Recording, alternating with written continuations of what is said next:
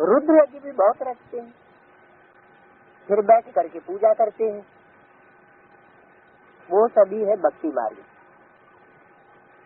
बात समझाते तो बहुत हैं, परंतु जब कोई एक्ट में भी आए, कड़े से कड़ा है काम, फिर लोभ मोह भी कोई कम नहीं है। लोभ मोह में होने से भी जैसे कि बंदर बन जाते हैं, बंदर में विकार जास्ती होते हैं ना, इसलिए दिखाते भी हैं सूरत मनुष्य की और सीरत बंदर की। कहते हैं बाबा आपको याद नहीं कर सकते हैं। अब बाबा को याद नहीं कर सकते हो तो क्या बंदर को याद करते हो?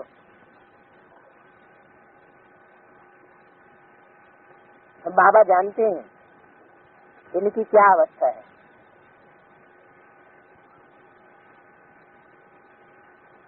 और किसकी क्या अवस्था है।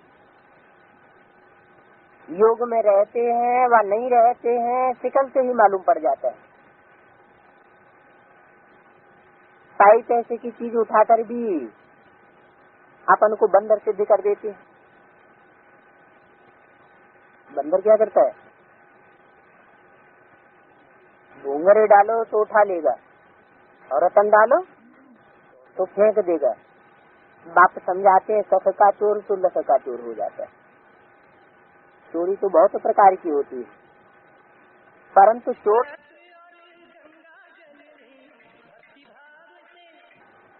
तो दोनों ही ठहरे। अब ये है बेहद का स्कूल, वर्ल्ड यूनिवर्सिटी है। उन्होंने नाम सुना है तो लगा दिया है विश्वविद्यालय।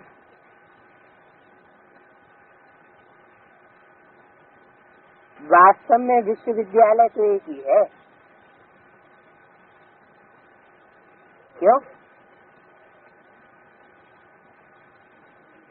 क्योंकि सारे विश्व को चेंज करने वाला ये एक ही बाप है,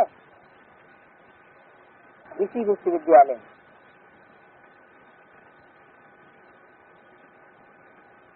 नाम किसने लगा दिया है विश्वविद्यालय? दुनिया वालों ने, ब्राह्मणों की दुनिया वालों ने नहीं नाम लगा दिया है। तो सारे विश्व को चेंज कर सकेंगे क्या? जो सारे विश्व को चेंज करने वाला बाप है उसी का पता नहीं है। समझते हैं 69 में गया बाप अभी दैवी राज्य का फाउंडेशन डालते हैं। क्या ब्राह्मणों का तो राज्य होता ही नहीं है। ब्राह्मणों का सिर्फ धर्म स्थापन होता है। ब्रह्मा द्वारा ब्राह्मणों की रचना तो होती है, लेकिन ब्राह्मणों के राज्य का फाउंडेशन नहीं पड़ता। ब्राह्मण सब सेवाधारी है। और अभी किस बात का फाउंडेशन पड़ रहा है? अभी ब्राह्मण को देवता बनने वालों के राज्य का फाउंडेशन डालते हैं बाप। ये तो आखिरी दुनिया है ना, ये दुनिया है अल्पकाल के लिए। मर जाएंगे फिर थोड़े ही उस फाउंडेशन में आवेंगे। इस फाउंडेशन में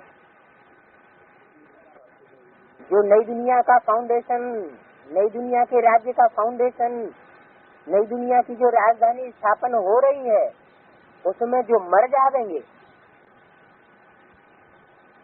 वो उस फाउंडेशन में नहीं आवेंगे। कौन से फाउंडेशन में? जो पहली डायनेस्टी है उसमें नहीं आवेंगे, बाद में आवेंगे। बहुत धनवान है, और जैसे कर्म किए होंगे उसी अनुसार जाकर जन्म लेंगे। अभी ये पैसे आदि हैं, ये सब हैं अल्पकाल के लिए। पैसे वाले मनुष्यों को सारा दिन चिंता लगी रहती है और कोई न कोई रोग लगा रहता है। तो फिर ये धन भी क्या काम का? बाप तो तुमको आधा कल्प के लिए निरोगी हेल्दी बनाते, तो फिर ऐसा बनना चाहिए ना। नरक में तो अगर हेल्दी होते नहीं। ये वंडरफुल खेल है, पढ़ाई भी वंडरफुल है और स्वर्ग है wonder of the world.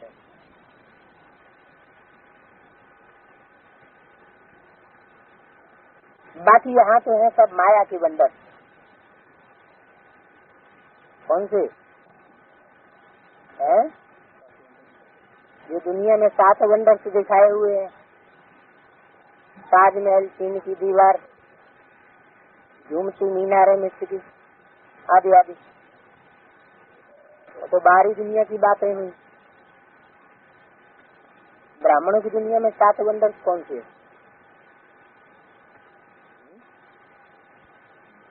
7 wonders हैं जो मनुष्य ब्राह्मण मनुष्यों ने बैठे बनाए।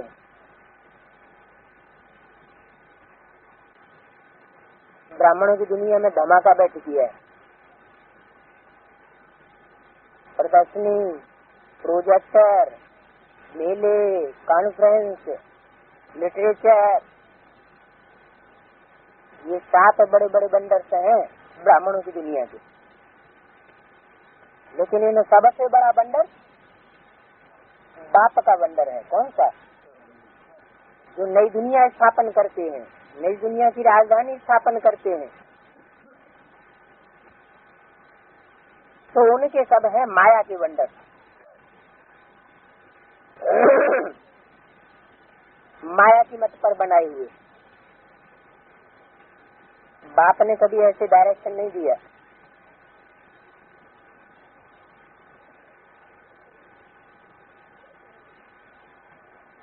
इन विनाशी वंडर का विनाश हो जाएगा।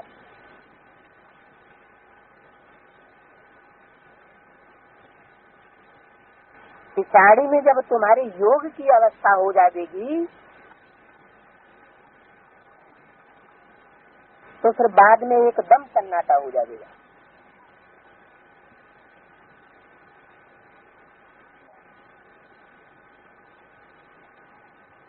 योग बल वाले जो होंगे वो सब कोई बातों से डरेंगे नहीं।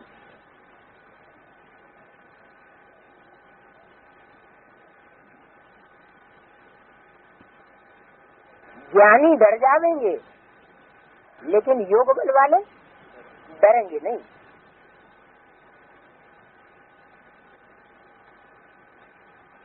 वो जिस्मानी डॉक्टर शादी तो पाई पैसे की, अल्पकाल के लिए हार्ट आदि कुछ ऑपरेशन आदि कर लेते हैं। यहाँ तो एकदम सोल को आयरन एज से गोल्डन एज बनाया जाता है।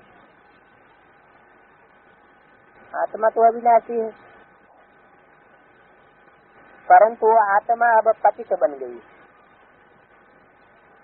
फिर उनको पावन जरूर बनना है। कई बच्चे लिखते भी हैं कि हम आत्मा फलाने नाम वाली।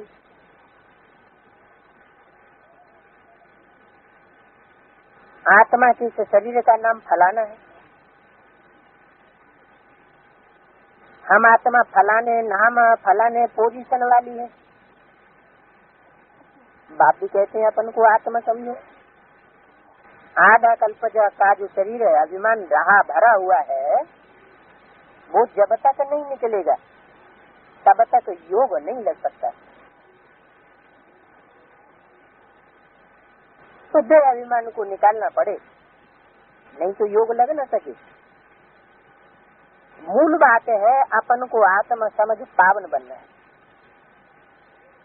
हम आत्मा पावन थे, फिर पावन बनना है। इनको कहा जाता है याद की यात्रा, और इसी में मेहनत है। अच्छा, मीठे मीठे सिकिल रूहानी बच्चों प्रति रूहानी बाप दादा का याद प्यार गुड मॉर्निंग। रूहानी बाप की रूहानी बच्चों को नमस्कार।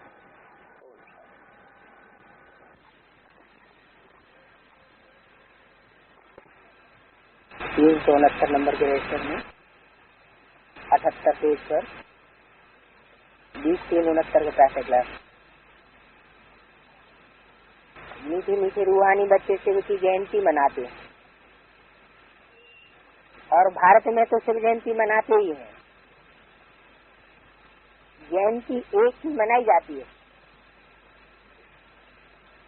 और जिस एक की जयंती मनाई जाती है उसको फिर सर्वव्यापी कह देते हैं। अगर सर्वव्यापी हुआ तो एक कहाँ हुआ,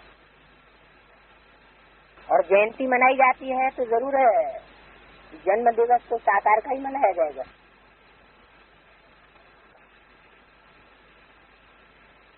सर्व की जयंती तो हो नहीं सकती है। जयंती कब मनाई जाती है? जब कि गर्भ से बाहर आते हैं। बाहर आना माना प्रत्यक्ष होना। ऐसे नहीं गर्भ में आत्मा प्रवेश करती है तब जयंती मनाई जाती है, नहीं। जब प्रत्यक्ष होती है, बाहर आती है, तो जन्म मनाया जाता है। शिव भी आत्मा है। तो सन 36 में जब शिव ने प्रवेश किया बुद्धि रूपी पेट में, तब की यादगार है शिव जयंती, या तब की यादगार है जब प्रत्यक्ष होता है ब्राह्मणों की दुनिया में कोई साकार शरीर के द्वारा। जयंती मनाते तो जरूर हैं। अब तुम मनाते हो 33वीं शिव जयंती 69 में, तुम मनाते हो। मैं नहीं कहता हूँ कि 33वीं शिव जयंती है। अब तुम मनाते हो 33वीं शिव जयंती, कब? 69। वो या 33 वर्ष हुआ जयंती को। शिव को जन्म लिए कितने वर्ष हुए? 33 वर्ष। जन्मदिन तो सभी को याद रहता है ना, है? तो नहीं याद रहता है। फिर अगर 33 साल हुए शिव को जन्म लिए तो ब्राह्मणों को जन्मदिन याद होगा कि कौन से दिन शिव बाबा ने जन्म लिया? याद होगा? उसके आने का, प्रवेश करने का और जाने का पता पड़ता है? पता ही नहीं पड़ता।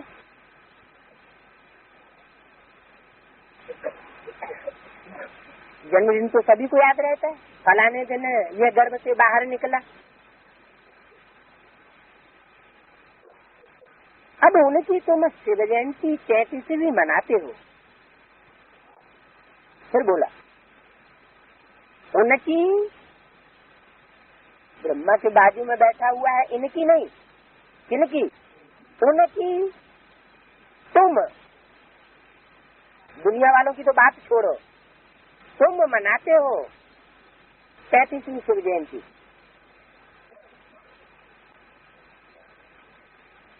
अब वो तो है निराकार जिसकी तुम जयंती मनाते हो।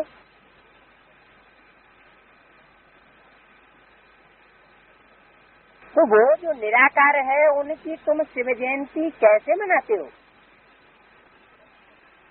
शिव जयंती कैसे हो सकती है? कैसे का जवाब है? कैसे हो सकती है? कैसे का जवाब निराकारी स्टेज में ही वो प्रत्यक्ष होगा। वो तो आत्मा जाकर शरीर में प्रवेश करती है।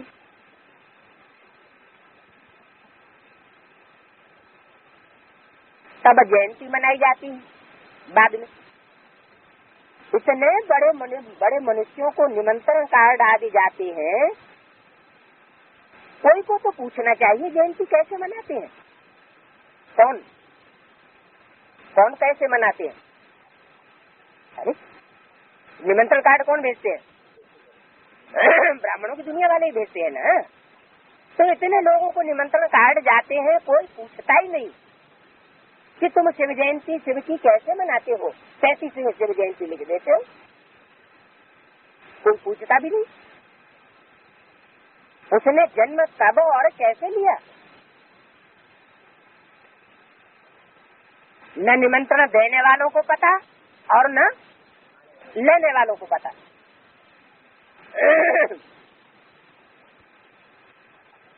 उसने जन्म कैसे लिया, कब लिया, फिर उनके शरीर का नाम क्या रखा,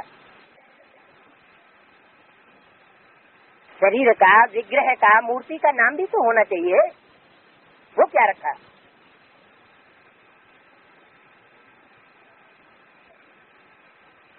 इतने पत्थर बुद्धि है जो कब पूछते भी नहीं है।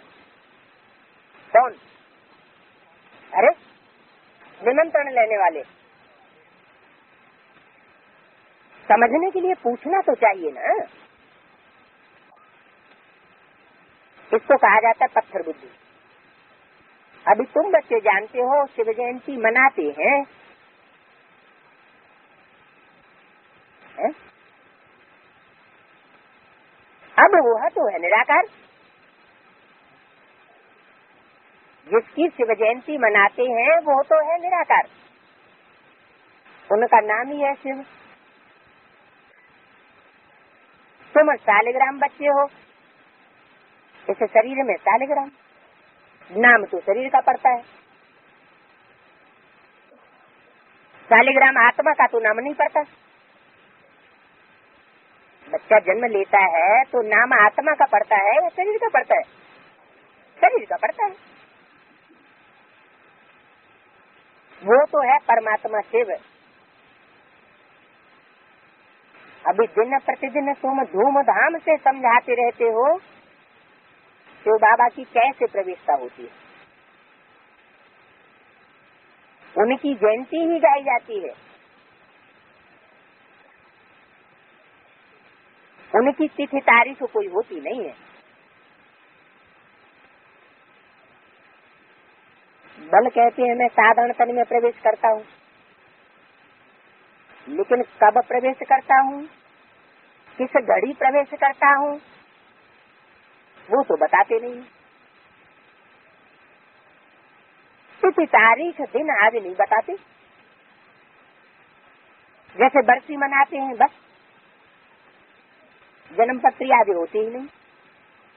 नहीं तो जन्म पत्री इनकी सबसे ऊंचे है, इनकी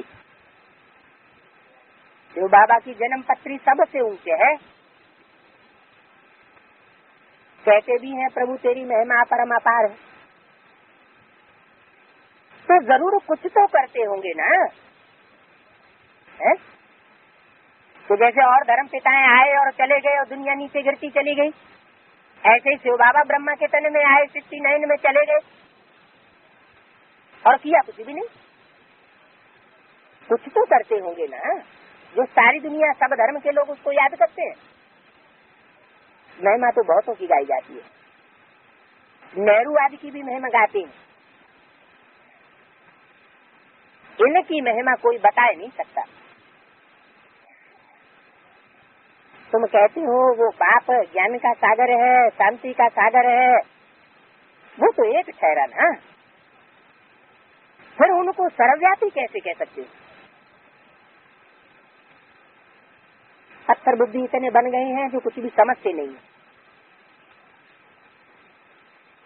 ज्ञान का सागर है, शांति का सागर है, तो सर्वव्यापी होकर के है या एक व्यापी होकर के है? और तुम मनाते हो तो कोई पूछने का भी साहस नहीं रखते हैं। नहीं तो पूछना चाहिए ना। शिव जयंती गाई जाती है, महिमा की जाती है, जरूर हो करके गए। बहुत भक्त लोग हैं, गवर्नमेंट भी नहीं जानती, तो इन भक्तों साधुओं आदि के स्टैंप गवर्नमेंट नहीं बनाती। अगर जानती होती, किसको? अगर शिव की जयंती को असली रूप में जानती होती तो गवर्नमेंट भी इन भक्तों और साधुओं के कैंप नहीं बनवाती।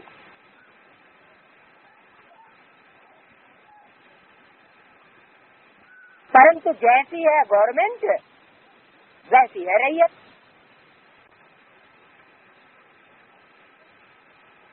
गवर्नमेंट भी है श्रद्धालु, अंधश्रद्धालु, और रैयत भी अंधश्रद्धालु। अभी तो तुम बच्चों को बाप की बायोग्राफी का अच्छी रीति मालूम है।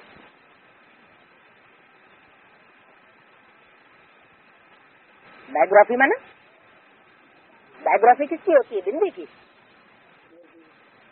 मूर्ति की होती है, साकार की होती है ना। तो तुम बच्चों को बाप की बायोग्राफी अच्छी रीति मालूम है। तुमको जितना फखुर रहता है और कोई को नहीं रह सकता। तुम ये कहते हो शिव जयंती हीरे तुल्य है, बाकी सभी जयंतियां कौड़ी मिसल। क्यों कौड़ी मिसल? कैसे? जिनकी बुद्धि कौड़ी में ही रमी रहती है तो उनकी जयंती भी कौड़ी मिसल। और शिव बाबा तो हीरो है, हीरो पाटधारी में आता है। तो हीरो पाटधारी में आने वाले शिव बाबा की जयंती भी हीरो में ही हीरा मिसल है। हीरे में और कौड़ी में क्या फर्क है? हीरा चमक मारता है, लाइट मारता है, ज्ञान की रोशनी मारता है, और कौड़ी में अंधेरा ही अंधेरा, खोखला ही खोखला। तो शिव जयंती है हीरे मिसल, और बाकी मनुष्य मात्र की जयंतियां हैं कौड़ी मिसल। सबकी बुद्धि कैसी बन गई? बुद्धि में कौड़ी की याद करते करते कौड़ी मिसल बन गई।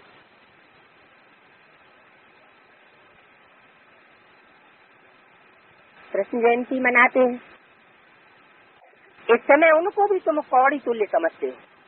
किनको? कृष्ण जयंती को बाप ही आकर के कौड़ी तुल्य को हीरे जैसा बनाते। श्री कृष्ण बाप द्वारा इतना ऊंच पद पाया, इसलिए उनका हीरे तुल्य जीवन क्या क्या होता है तो तुम जानते हो। पहले जरूर कौड़ी तुल्य होगा, फिर बाप ने हीरे तुल्य बनाया। ये सभी मनुष्य नहीं जानते कि इनको ऐसा वर्ल्ड का प्रिंस किसने बनाया। तो ये भी समझाना चाहिए ना। क्या कृष्ण की तरफ इशारा किया, इनको ऐसा वर्ल्ड का प्रिंस किसने बनाया। अब सतयुग का कृष्ण वर्ल्ड का प्रिंस होगा या सतयुग का ही प्रिंस होगा? वो तो सतयुग का प्रिंस होगा। वर्ल्ड का जो प्रिंस होगा वो तो सारी वर्ल्ड में मान्यता प्राप्त होगा। अंग्रेज लोग भी उसको क्या कह करके याद करते हैं? लॉर्ड कृष्ण। इसका मतलब विनाश होने से पहले उस लॉर्ड कृष्ण की प्रत्यक्षता क्रिश्चियंस के बीच में भी हुई थी। जो क्रिश्चियंस लोगों में भी उसकी मान्यता है, नहीं तो सतयुग में तो क्रिश्चियंस होते ही नहीं।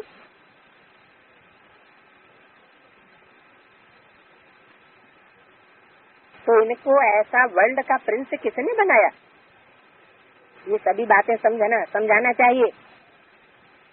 कृष्ण जन्माष्टमी मनाते हैं, सप्तमी नहीं मनाते। क्या मनाते हैं? जन्माष्टमी। अष्टमी क्यों मनाते हैं? कृष्ण जैसे 7 बच्चों का जन्म हो जाता है, शास्त्रों में भी क्या दिखाया है? कृष्ण जैसे 7 बच्चों का नंबरवार जन्म होता है, फिर 8वां नंबर कृष्ण जन्म लेता है, प्रत्यक्ष होता है। वो सबसे पावरफुल होता है। तो 7 बच्चे कौन से हुए? जो सतयुग के 7 नारायण हैं, कम कलाओं वाले, वो पहले प्रत्यक्ष होते हैं। यादव और कौरव कुल पहले प्रत्यक्ष होता है, यानी विधर्मियों में कन्वर्ट होने वाले जो प्रिंस हैं सतयुग के, वो पहले प्रत्यक्ष हो जाते हैं। सच्ची कन्वर्ट होने वाली आत्माएं पहले प्रत्यक्ष होती है और देवात्मा बाद में प्रत्यक्ष होती है।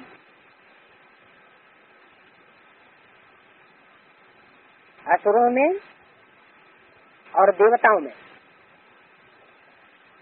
बड़ा कौन दिखाया जाता है? असुरों को बड़ा दिखाया जाता है और देवताओं को छोटा दिखाया जाता है। तो दिखाते हैं कृष्ण जन्माष्टमी मनाते भी हैं। तो जो मनाते हैं भक्ति मार्ग में कृष्ण जन्माष्टमी, वो किस समय की यादगार मनाते हैं? जरूर संगम युग की ही यादगार सब त्योहारों में मनाई जाती है। संगम युग में 8वें नंबर पर कृष्ण बच्चा प्रत्यक्ष होता है, प्रत्यक्षता रूपी जन्म लेता है। तब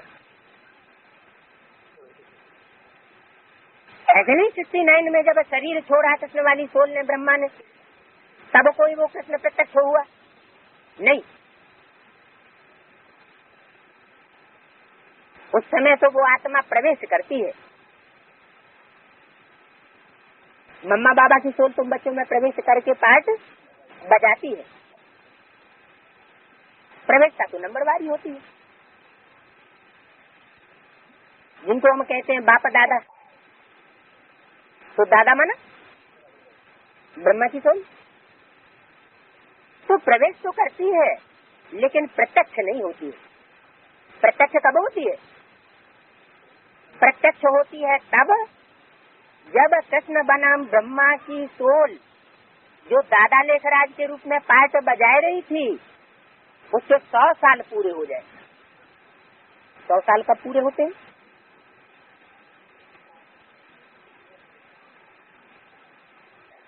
दादा लेखराज ब्रह्मा में प्रवेशता कब हुई? तो तथाकथित ब्राह्मण तो समझते हैं 36 में। 36 में अगर प्रवेशता हुई फिर तो उनको मुझना नहीं चाहिए, विनाश का साक्षात्कार करके रोना नहीं चाहिए। साक्षात्कारों की बात से उनको क्लैरिफिकेशन खुद ब खुद हो जाना चाहिए, लेकिन उनको क्लैरिफिकेशन नहीं हुआ। अपने गुरु से पूछा, कोई जवाब नहीं मिला। वाराणसी में गए, बड़े बड़े विद्वान पंडित आचार्यों से पूछेंगे, वहां से भी कोई जवाब नहीं मिला। आखिरी में ज्ञान सूर्य को उदय कहाँ से होना होता है? पूरब से। तो पूरी बंगाल में जहाँ उनकी पुरानी दुकान थी, पुरानी गद्दी थी, वहाँ उनका जो भागीदार था, बहुत समझा हुआ, बहुत वफादार, बाबा ने जिसके ऊपर अपना सारा कारोबार सौंपा हुआ था, वही उनकी बुद्धि में बैठा और वहां से उनको अपने साक्षात्कारों का सारा क्लैरिफिकेशन मिल गया। क्लैरिफिकेशन देने वाला वो भागीदार नहीं था, उसके अंदर कौन था? शिव बाबा था। तो बाप होता है गुप्त। बच्चों के सामने पहले माँ प्रत्यक्ष होती है कि पहले बाप प्रत्यक्ष होता है? माँ प्रत्यक्ष पहले हो जाती है। बीज बोने वाला बाप गुप्त रहता है, माँ जानती है, बच्चे नहीं जानते। तो यज्ञ के आदि वाला जो व्यक्तित्व था, जिसकी प्रत्यक्षता बाबा ने मुरलियों में 66 के बाद की, प्रजापिता के रूप में। पहले प्रजापिता शब्द नहीं था। मम्मा के शरीर छोड़ने के बाद बाबा को एहसास हुआ कि यज्ञ में ये सब ब्राह्मण नंबर बात कारण या कारण छूट गया, तब ये प्रजापिता शब्द ऐड किया गया। तो उसके कार्यक्रम बाद में खुले, बाबा की बुद्धि में भी बाद में खुला कि असली व्यक्तित्व वही था। तो 36 में तो शिव बाबा ने भागीदार में प्रवेश किया और मुरली कब से चलाई गई? वाणी में बोला हुआ है कराची से मुरली निकलती चली आई है। उससे पहले बाबा मुरली नहीं चलाते थे। 10-15 पेज बैठ करके सुबह 2 बजे लिखते थे और बात लिखाते थे। यानी शिव बाबा किसी व्यक्ति के द्वारा लिखाता था और ब्रह्मा बाबा लिखते थे। तो कराची से जो मुरली निकलती चली आई उससे साबित हुआ कि मुरली के द्वारा ही परमात्मा बाप प्रत्यक्ष होता है। इनमें बाप भगवान प्रवेश करता है, पता कैसे चलता है? मुरली ने जवाब दिया है। जब वाणी चलाते हैं, जब ज्ञान सुनाते हैं तो पता चलता है कि ऐसा ज्ञान तो कोई सुना ही नहीं सकता। तो कराची में जब हिंदुस्तान पाकिस्तान का बंटवारा हुआ था, उस कराची से परमात्मा बाप जब ब्रह्मा के द्वारा वाणी चलाना शुरू किया, उसी समय से साबित होता है कि ब्रह्मा में तो बाबा ने पहली बार प्रवेश किया। यानी 47 में ब्रह्मा की एज 60 या 60 वानप्रस्थ की अवस्था थी, ऐसे नहीं 36 में थी। तो 46-47 में जब वानप्रस्थ की अवस्था हुई तो बाबा ने प्रवेश किया तो 100 साल कब पूरे होते हैं? 88-89, 1 साल रूम का और दिया गया।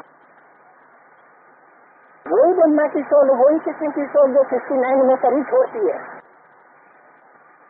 100 साल उसके पूरे होते हैं 1 में। और वही संगम कृष्ण के रूप में ब्राह्मणों की दुनिया में प्रकट होने लग सकती है। कृष्ण बच्चे के द्वारा ही परमात्मा शिव को प्रत्यक्ष होना है। बाप बच्चे के द्वारा प्रत्यक्ष होता है। बाप की प्रत्यक्षता स्वयं नहीं होती। बल 76 तो बाबा की जयंती का असली समय है, लेकिन वो भी वास्तव में प्रवेशता की बात है, प्रत्यक्षता की बात नहीं। क्योंकि बाप का विरोध है, बाप बच्चे के द्वारा ही प्रत्यक्ष होगा। तो कृष्ण की सोच जब 100 साल आयु पूरी करती है, माना ब्रह्मा मृत्यु लोक में खलास हो जाता। 100 साल आयु पूरी होने पर तो कहाँ जन्म लेगा? मृत्यु लोक पूरा हुआ तो जरूर अमर लोक में जन्म लेगा। हमारे लिए अमर लोक और मृत्यु लोक इसके भी 2 अधिक अर्थ है। मृत्यु लोक माना घड़ी घड़ी निश्चय हो जाना, माना मृत्यु लोक में। और अमर लोक में जो कृष्ण का चित्र दिखाया है, कैसा चित्र दिखाया है? हाथ में स्वर्ग का गोला है और पाँव में नरक का गोला है। नरक की दुनिया को लात मार रहा है, आप मुँह मर गई दुनिया। और स्वर्ग की दुनिया जैसे बुद्धि रूपी हथेली पर पीढ़ी पर बैठ के मासिक रखी हुई है। पूरा प्लान बुद्धि में रखा हुआ है कि नई दुनिया कैसे आने वाली है। ऐसा कृष्ण कब प्रत्यक्ष होता है? भक्ति मार्ग में तो भक्त मार्गी है, ब्राह्मणों ने सिर्फ चित्र लगा दिए, उन चित्रों में लिख दिया श्री कृष्ण आ रहे हैं। ऐसा चित्र देखा नहीं देखा? श्री कृष्ण के पुराने चित्र जो बनाए गए हैं उनमें ये लिखा हुआ है श्री कृष्ण शीघ्र ही आ रहे हैं। अब वो चित्र संसार से बनते चले आ रहे, लेकिन वो शीघ्र पूरा नहीं हुआ, पूरा भी होना चाहिए ना। तो वो दिव्य जन्म की बात है। दिव्य जन्म रूपी प्रत्यक्षता कृष्ण की सोल की होती है 88 में, 89 में। भागवत के द्वारा ही कृष्ण प्रत्यक्ष होता है। भागवत में ना जो भगाने की कथा है, कोई बाह पकड़ के भगाने की बात नहीं, बुद्धियोग से पावर से, बुद्धियोग की पावर से भागने की बात है। उसकी शुरुआत कब होती है? एडवांस पार्टी में होती नहीं। तो बाकी सभी जयंतियां हैं फौरी निकल। प्रश्न है वर्ल्ड का प्रिंस, उनको फिर डर नहीं हो सकता किस बात का? बच्चा तो माता के गर्भ से ही निकला, फिर दिखाते हैं उनको टोकरी में डालकर ले जाते हैं छुपा के। तो कौन सी टोकरी है? ये तो राम वाले व्यक्तित्व की बुद्धि रूपी टोकरी है। जिस बुद्धि रूपी टोकरी में कृष्ण वाली आत्मा बैठी हुई है, कब से प्रत्यक्ष होती है? प्रत्यक्ष होती है एक की नहीं थी। तो उसको डर पाएगा जो टोकरी में डाल करके ले जाते हैं। अरे फूल टोकरी की बात हो रही है, ये तो बुद्ध रूपी सोच में प्रवेशता की बात है। वहाँ कंसा भी कहाँ से आए?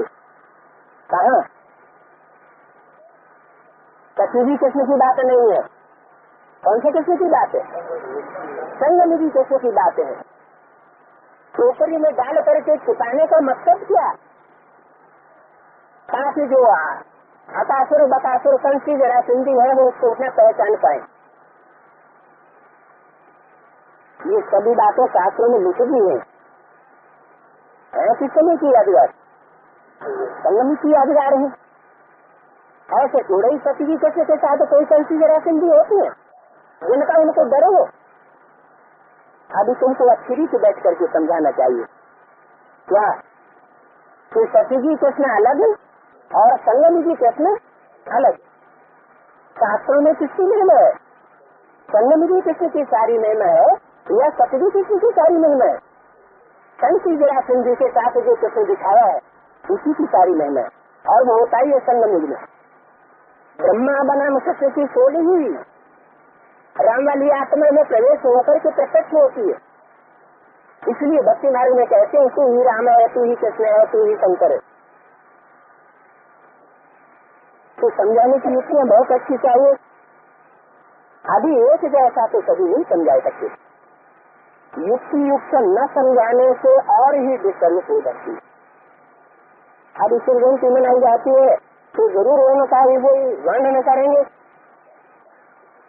गांधी जयंती पर गांधी की ही महिमा करेंगे और कुछ भी नहीं पूछेगा। अभी शिव जयंती मनाते हैं उनकी महिमा क्या है? उनकी भी जरूर बायोग्राफी चाहिए ना, जीवन चरित्र होगा ना। हिंदी का जीवन चरित्र होता है क्या? और वो जीवन चरित्र भी ऐसा हो जो किसी मनुष्य मात्र का नहीं।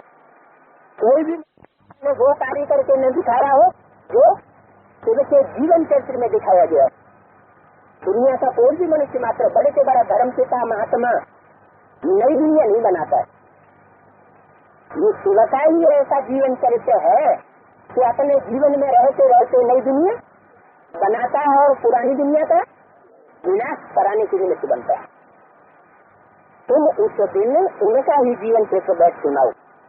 इनका तो बाबा का जैसे बात समझाते मनुष्य को कोई पूछते भी नहीं विसर्जन जयंती कैसे शुरू हुई। अभी तक भी मनाते रहते हैं 56वीं त्रिमूर्ति शिव जयंती, 54वीं त्रिमूर्ति शिव जयंती। पूछना तो चाहिए कि 54 वर्ष हुए तो किस आधार पर तुम कहते हो कि 54 वर्ष हुए? पूछने वाले पूछते हैं और जवाब देने वालों को जवाब भी देना नहीं आएगा। क्या जवाब देंगे? कोई जवाब है कि हम त्रयोदशी को ही क्यों मनाते? जैसे भक्ति मार्ग वाले मनाते चले आ रहे हैं वैसे ही भक्ति मार्ग की परंपरा के आधार पर ब्राह्मणों ने मनाना शुरू कर दिया। कोई आधार पक्का नहीं है।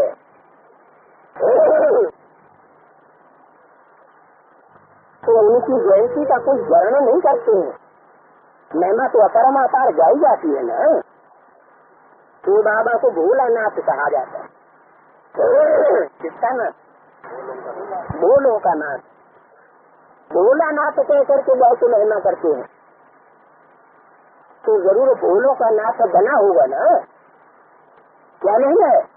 शिव शंकर भोले भाले नाम में शिव पहले तो महिमा में भी भोला पहले। नाम में शंकर शब्द बाद में, तो महिमा में भी भाला शब्द बाद में। क्यों?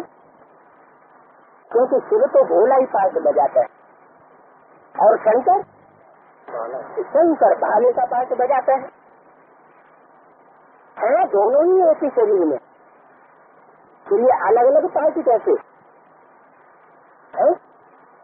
उसके लिए हर हर और उसके लिए बम बम, ये अलग अलग महिमा क्यों करते हैं?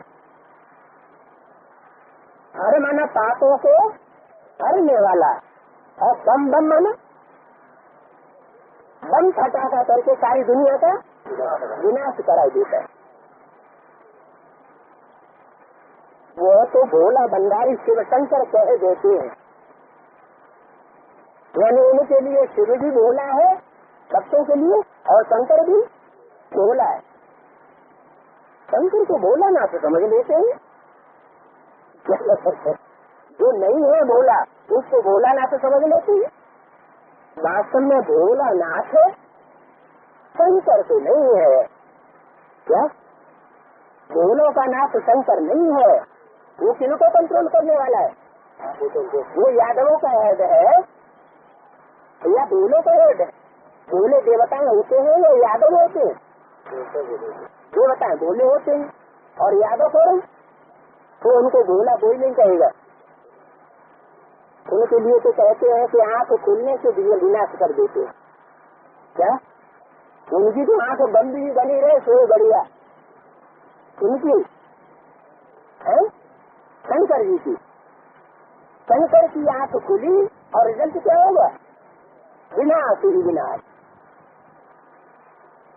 कहते धतूरा खाते हैं, क्या खाते हैं? धतूरा। धतूरा की में क्या विशेषता होती है? धतूरे का जो फल होता है उसमें बाहर से ढेर सारे कांटे होते हैं और अंदर उसमें काले काले बीज होते हैं। वो काले काले बीजों में विष भरा हुआ होता है। क्या तो जो रुद्रमाला के जो 108 बीज है ये सारे के सारे ही विषय में जन्म जन्मांतर के राजा हैं। भारत में जितने राजाएं पतित हुए हैं व्यभिचारी बने हैं, इतना दुनिया के और राजा व्यभिचारी नहीं बने। तो ज्यादा से ज्यादा पतित और गली जात में ये बन जाती है। तो उनका जो संगठन है वो फल के रूप में दिखाया जाता है। वो फल शिव के ऊपर अर्पण किया जाता है। माने वो पूरी की पूरी रुद्रमाला शिव के ऊपर, शिव के गले का हार बनती है। वो हुआ धतूरे का फल और फूल भी चढ़ाते। क्या धतूरे का फल भी चढ़ाते हैं तो फूल भी चढ़ाते हैं। फूल कैसा होता है? फूल में सुगंध नहीं होती, दुर्गंध आती है और दुर्गंध तो व्यभिचार की आती है। छेद बड़ा होता है। ये व्यभिचार की जो दुर्गंध आती है ये कोई इस फूल धतूरे के फूल की बात है क्या? तो चैतन्य आत्माओं की ही बात है। तो कहते धतूरे का फल आदि खाते हैं, धतूरे का फूल उन पर चढ़ाते हैं। उनको उसमें भूलना ना तो कैसे कहेंगे? उनको जो धतूरा ही चढ़ाए जाते हैं। मेहनत तो एक ही होती है। तुमको शिव के मंदिर में भी जाए समझाना चाहिए। वहाँ तो बहुत भक्त लोग आते हैं जो शिव का जीवन चरित्र सुनाना है। कहते भोला भंडारी तो बाबा, अब शिव और शंकर का भेद तो तुमने बताया। शिव आदि की पूजा होती है शिव के मंदिरों में, तो वहाँ जाए समझाना चाहिए। तो हम आपको शिव की जीवन कहानी बताते हैं। कौन सी कहानी? शिव के जीवन की कहानी बताते हैं। लिखना भी ऐसे चाहिए, हम परमपिता परमात्मा शिव की जीवन कहानी आपको सुना देंगे। जीवन कहानी बिना जीवित हुए हो सकती है क्या? नहीं। जीवन कहानी अच्छे सुन करके कोई का माथा चक्रत हो जाएगा। लेकिन जीवन कहानी लेकिन जीवन कहानी कैसे सुना देंगे? क्योंकि वो तो समझते हैं निराकार माने बिंदु। वास्तव में निराकार का अर्थ क्या है? साकार का अर्थ क्या है? साकार माने देवाभिमानी की स्टेज में रहने वाला, और निराकार माने निराकारी आत्मिक स्टेज में रहने वाला। तो मनुष्य वंडरफुल बातें सुन करके बहुत आ गएंगे। क्या तुमको प्रदर्शनी लगाने की दरकार नहीं पड़ेगी, काम झाम लेकर के इधर उधर दौड़ते फिरो। मेले मलाखड़े लगाने की कॉन्फ्रेंस करने की दरकार नहीं पड़ेगी, कोई भी और एडवर्टाइजमेंट करने की दरकार नहीं पड़ेगी। तुम असली बात सुनाओ तो लोग अपने आप आएंगे। वंडरफुल बातें सुनकर के बहुत आएंगे। बोलो, इस निमंत्रण पर जो आएंगे उन्हें तो हम निराकार परम पिता परमात्मा शिव की जीवन कहानी बता देंगे। गांधी आदि की भी बायोग्राफी सुनते हैं। अभी हम शिव की क्या कहा? हम गांधी जी की महिमा नहीं करेंगे, न इंदिरा गांधी की महिमा करेंगे। उनके अंदर डर भरा हुआ है, पाप किए हैं तो डर भरा हुआ है। और न गांधी जी की महिमा करेंगे। हम किसकी महिमा करेंगे? हम करेंगे शिव बाबा की महिमा। हम ब्रह्मा जी की शंकर की भी महिमा नहीं करते। महिमा किसकी है? सारी शिव बाबा की। तो मनुष्यों की बुद्धि से सर्वव्यापी की बात उड़ जाएगी। एक की महिमा तो दूसरे से नहीं हो सकती। ये तो मंडप बनाते हैं, वह प्रदर्शनी करते हैं, वो कोई शिव का मंदिर छोड़े ही है क्या? यही प्रदर्शनी आदि का मंडप बनाते हैं, वो कोई शिव का मंदिर नहीं है। शिव का मंदिर माने शिव की कोई यादगार नहीं है। वो यादगार कैसी? शिव का मंदिर बनाते हैं, उसमें शिव की यादगार दिखाई है क्या? यादगार दिखाते हैं? दिखाते हैं चारों तरफ देवताएं बैठे हुए हैं। गणेश हनुमान जैसे जानवर बुद्धि देवताएं भी बैठे हुए हैं, और अच्छे अच्छे देवताएं भी बैठे हुए हैं, और बीच में शिव बैठा हुआ है।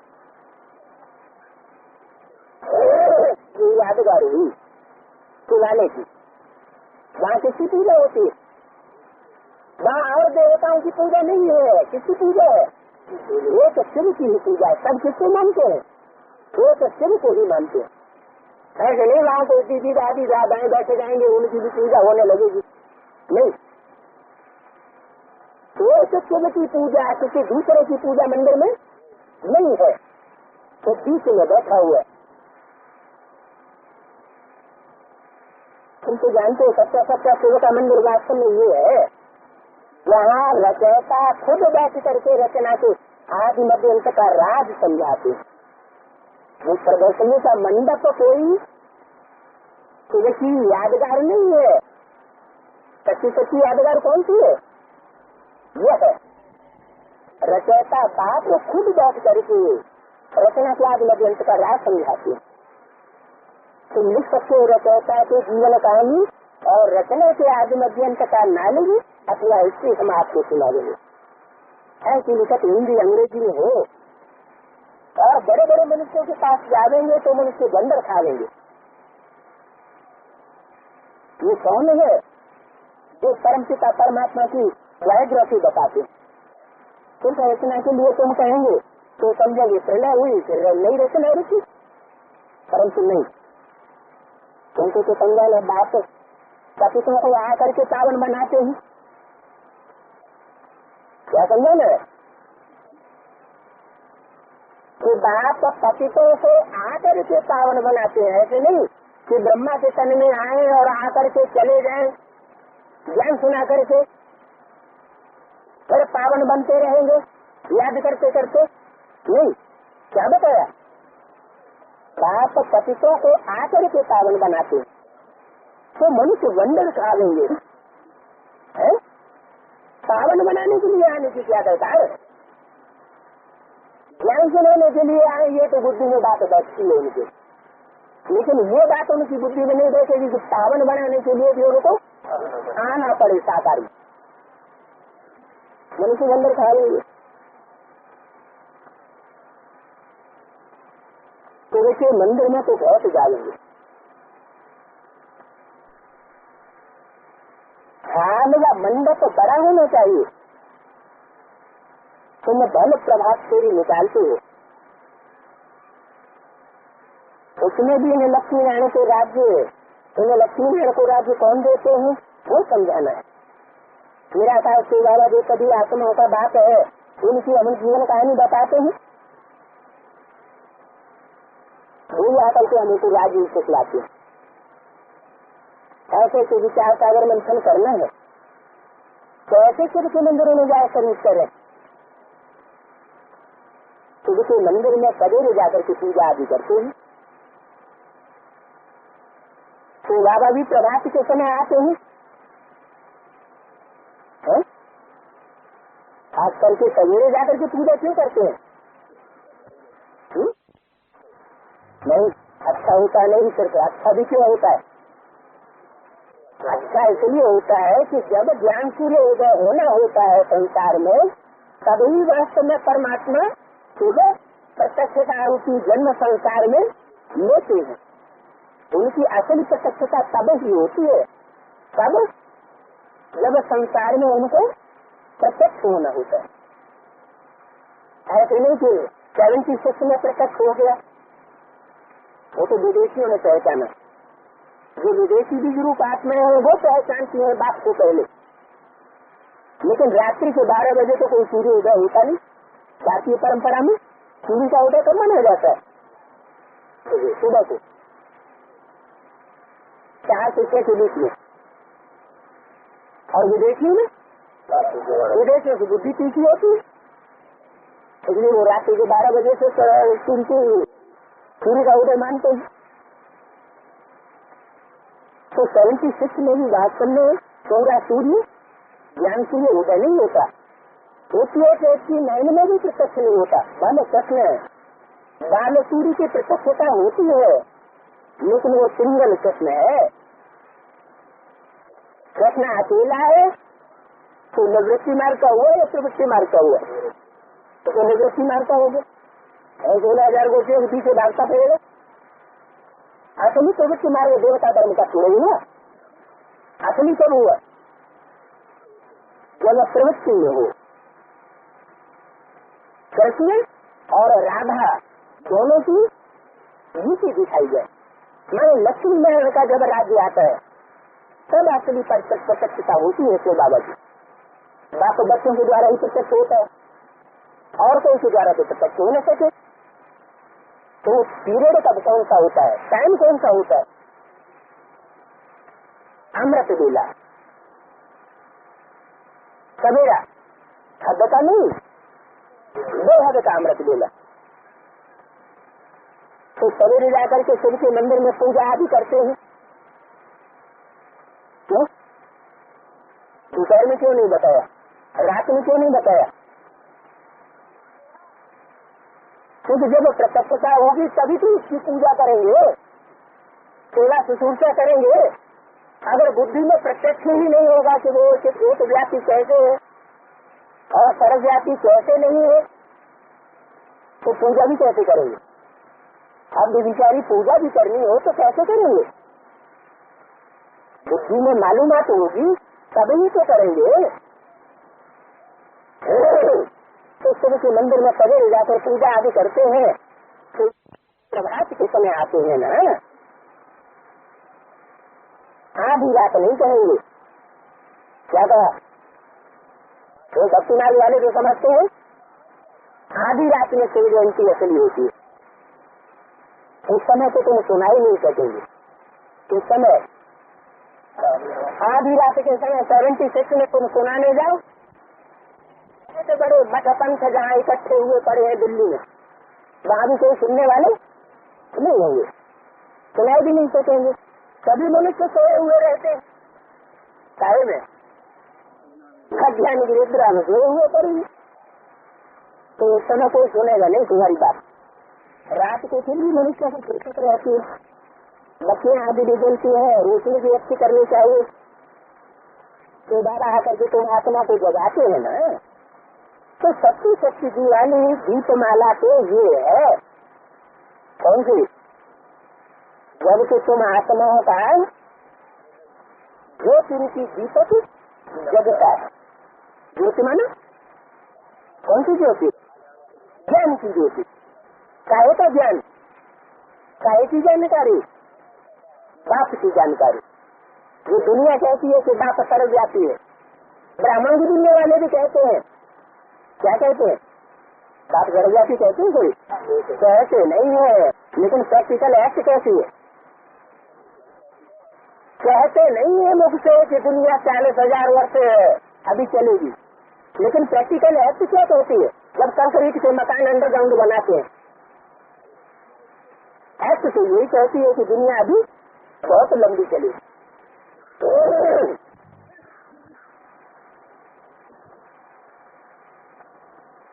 तो सच्ची सच्ची दीपमाला तो ये है, दीपकों की माला, माला कहो संगठन कहो, बात तो एक ही हो गई।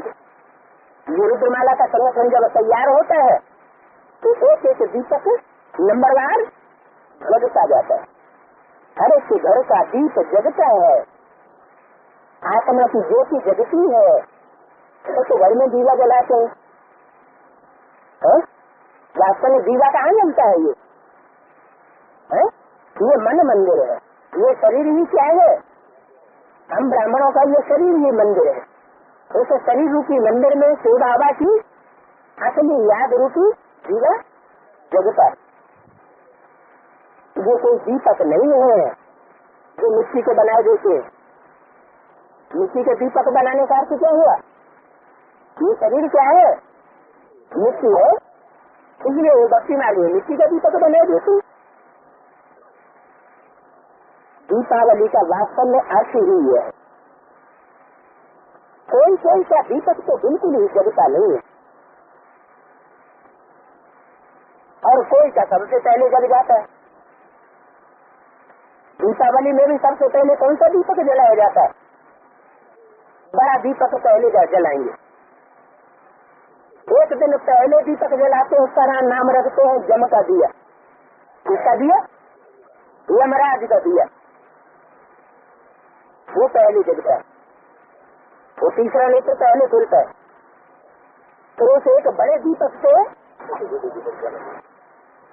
मिलाते जाते हैं, संपर्क संसर्ग होता जाता है, और आत्मिक रूपी दीपक ढेर से ढेर जगती जाती है। तो कोई कोई सा तो दीपक बिल्कुल जगता ही नहीं। अभी तुम जानते हो हमारा दीपक कैसे जगता है?